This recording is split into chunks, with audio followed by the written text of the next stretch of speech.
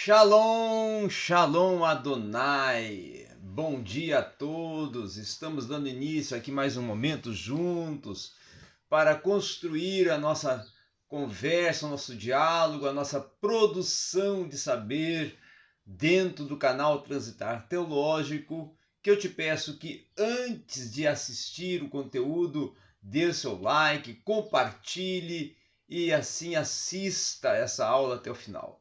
Hoje iremos falar, dar início a uma explanação sobre como que vai ocorrer a divisão dos reinos, Reino do Norte e Reino do Sul, em Israel após a morte de Salomão. Tá? Salomão morreu, nós sabemos que quando ele morre na idade de 94 anos, tá? Ele morre na idade de 94 anos, e dos quais ele vem a reinar 40 anos e vai ser enterrado assim em Jerusalém, tá? Fora, inclusive, vamos assim, não fora, fora, né? Fora é a verbo, a entonação melhor. O mais feliz e o mais rico, inclusive, e o mais sábio, né? De todos os reis que reinaram e também de todos que deixaram se dominar, tá? No fim da sua vida, pela paixão das mulheres, pelo envolvimento com as suas concubinas, né? De tal sorte ele veio violar a lei, claro, ele cometeu essa falha da violação da lei, né? E essa foi a causa, a propulsora dos muitos males que os israelitas, inclusive, vieram a sofrer, como nós vamos ver na continuidade da história de Israel, tá? Então, Roboão, o seu filho, cuja mãe era chamada Naamá, não é? Era amonita, certo? E sucedeu logo depois que vários dos principais reinos, não é? Vieram mandar chamar Jeroboão, tá? Que estava no Egito. Então ele dirigiu-se rapidamente para a cidade de Siquém, né? Onde Roboão também já se encontrava, porque havia julgado conveniente fazer todo o povo, vamos assim, reunir-se ali para ser coroado por consentimento unânime. Então Jeroboão arma todo esse contexto, tá? Todo esse cenário, certo? Todo esse conluio, né? Então os príncipes das tribos e Jeroboão também com eles vão rogar que os aliviasse de partes excessivas e imposições com que Salomão os havia sobrecarregado, dando-lhes, vamos assim, melhor forma de tratamento e também não só a melhor forma de tratamento, mas também lhes pagando e lhes dando uma condição de súditos e que é digna, tá? Dando uma condição de estudo digna. Mas Roboão reuniu os amigos, tá? Do rei, seu pai, para deliberar com ele sobre a resposta que devia dar. Então os sábios, os mais idosos, que eram experientes e conhecedores da natureza do povo, o aconselharam a falar com muita bondade, até para ganhar a simpatia, tá? E não usar naquela ocasião da inseparável autoridade do poder real, ser mais político, ser mais sociável, né? Pois os súditos eram levados nesse aspecto facilmente a sentir, né, o amor pelos seus reis quando tratados com bondade, e também eles se nivelavam de algum modo ou de alguma forma pela afeição que lhes era dedicada, e isso seria mais, vamos dizer assim, importante para esse começo de reinado, que Roboão traria o povo e os súditos com ele. Porém, Roboão não aprova este tão sensato conselho, tá? Roboão não concorda com esse sensato conselho e vai, claro, vamos assim, vai considerar que naquela ocasião estava de fazer-se declarar rei. O importante era todos saberem que ele era o rei. Tá? Então manda chamar alguns moços, né, alguns jovens que tinham sido educados junto com ele e comunica-lhes que o parecer dos anciões, qual tinha sido o parecer dos anciões, qual era o conselho que os anciãos tinham lhe entregue. E os jovens que não tinham experiência e eram de pouca idade, né, vão decidir que não deveria seguir o conselho dos anciãos e que não deveria permitir escolher o melhor e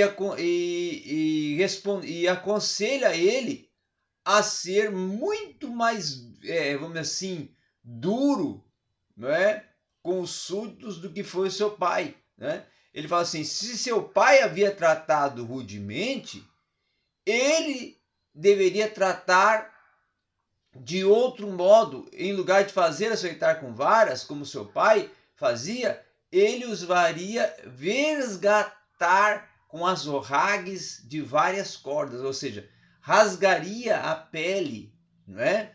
Rasgaria a carne com um azorrague de várias cordas, tá? Então esse parecer vai agradar a Roboão como mais digno da majestade real, e com isso, no terceiro dia, ele manda reunir o povo que esperava uma resposta favorável, e ele fala nos termos que os jovens haviam sugerido, tudo isso, e sem dúvida, pela vontade de Deus, para que se cumprisse o que ele dissera por intermédio do profeta Aías. Então agora, a ação de Roboão está cumprindo o que já tinha profetizado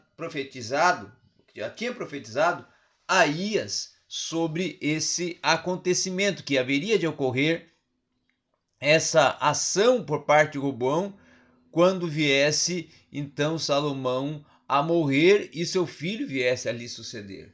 Então essa resposta, que foi uma resposta cruel, causou uma tal impressão no espírito de todo o povo, que era como que se já, vamos assim, lhe sentissem o efeito, e eles gritaram com furor e renunciavam para sempre à descendência inteira de Davi.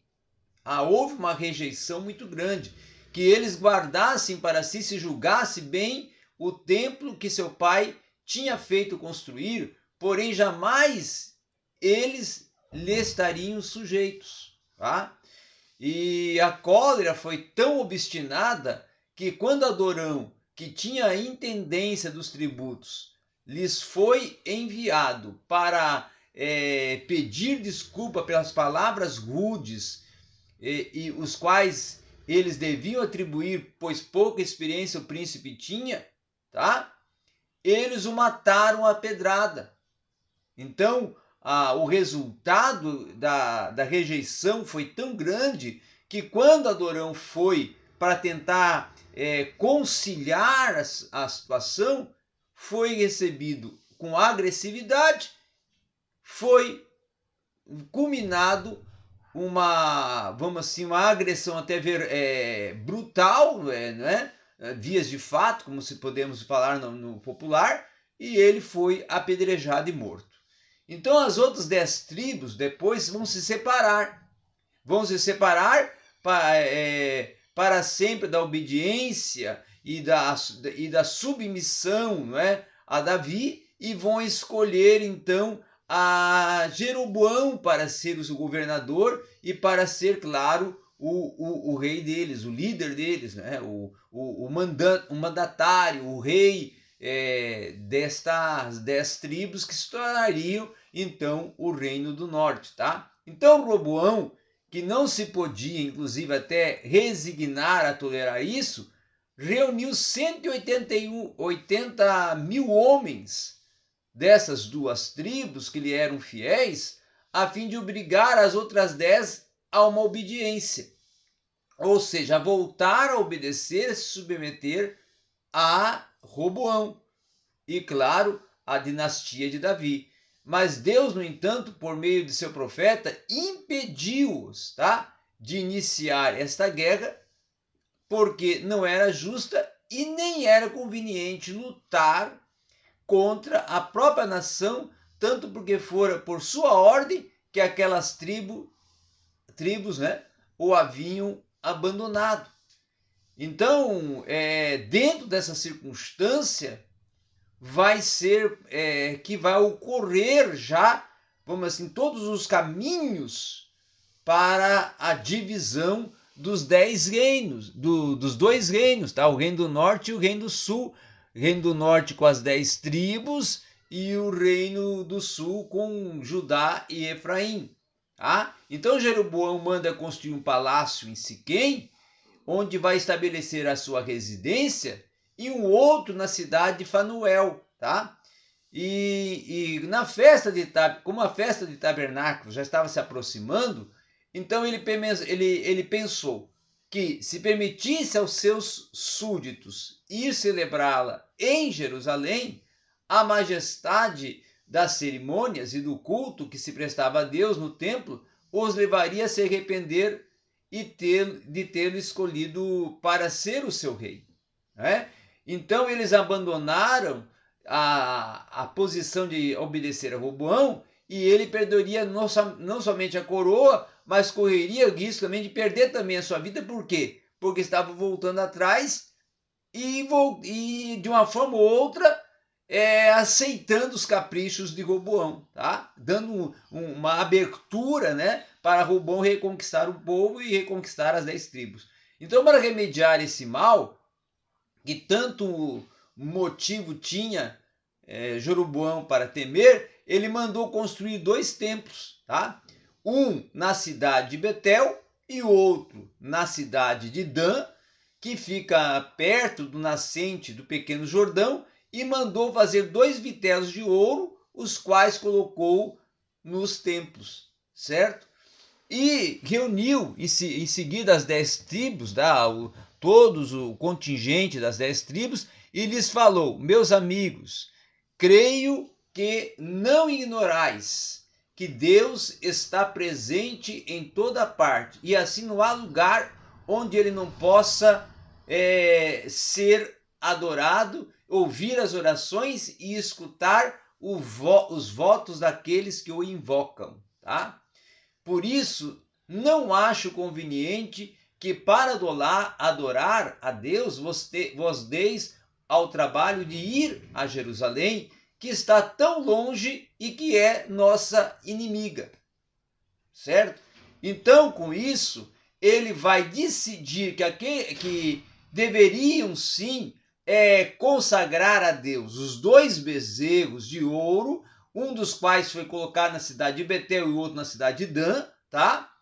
A fim de que, conforme eles estivessem mais próximos de uma ou de outra dessas 2 cidades, eles viessem a ir até lá prestar as homenagens a Deus, tá? E não vos faltar, aí eles falou o seguinte: olha, não vai vos faltar sacerdotes, não vai vos faltar levitas, tá? E eu vou escolher dentre vós mesmos, sem que para isso tenhais de recorrer à tribo de Levi, à descendência de Arão, e aqueles quem desejarem ser recebido para desempenhar essas funções só terão de oferecer a Deus em sacrifício um vitelo e um carneiro, da mesma maneira como se diz que Arão fez ao ser nomeado sacerdote. Tá? Então, essa foi a proposta, essa foi a forma como Jeroboão resolveu conduzir esta situação. Tá? Com esse modo, como Jeroboão vai romper totalmente com todas até as práticas religiosas com Jerusalém, vai nomear um sacerdote, engana o povo que a ele se havia submetido e levou a abandonar a lei de Deus, levou a abandonar a religião dos seus antepassados, e isso foi a causa de todos os males que os hebreus sofreram depois e da escravidão em que se encontravam, inclusive, reduzidos após terem sido derrotados por nações, tá, estrangeiras, como foi o que ocorreu no transcurso da história. Então, a festa do 7º mês que se aproximava, Jeroboão resolveu celebrar em Betel com as 10 tribos de Judá, e de Benjamim a celebrava em Jerusalém. Então a tribo de Judá e Benjamim celebrava em Jerusalém, que era a cidade da adoração, e Jeroboão decide celebrar em Betel, certo? E com isso vai Jeroboão mandar fazer um altar em frente ao bezerro de ouro, pretendendo ele mesmo exercer o cargo de sumo sacerdote. Então, o Jeroboão, além de ser rei, ele mesmo se autonomeia sacerdote para ele mesmo oferecer sacrifício a Deus, tá? Então ele sobe ao altar acompanhado pelos sacerdotes, né? Ele se coloca na condição de sumo sacerdote e ele vai subir ao altar acompanhado por sacerdotes, tá? Que seriam os levitas, que ele mesmo já havia escolhido, e para que oferecessem, né? Porém, quando iam oferecer as vítimas, no caso os cordeiros em holocausto, na presença de todo o povo, um profeta enviado por Deus de Jerusalém, chamado Jadom, lançou-se no meio da multidão e, voltado para o altar, falou tão alto que o rei e todos os presentes puderam ouvir. Altar, altar, eis o que diz o Senhor, um príncipe virá da família de Davi, de nome Josias, e imolará nesse mesmo altar todos os falsos sacerdotes que ainda estiverem vivos, e queimará os ossos dos que já tiverem morrido, pois eles enganam o povo e o levam à impiedade. Para que ninguém duvide da veracidade da minha profecia, vede o seu efeito. Nesse momento e nesse mesmo instante, esse altar ficará em pedaços, e a gordura dos animais e de que está coberto será espalhada por toda a terra.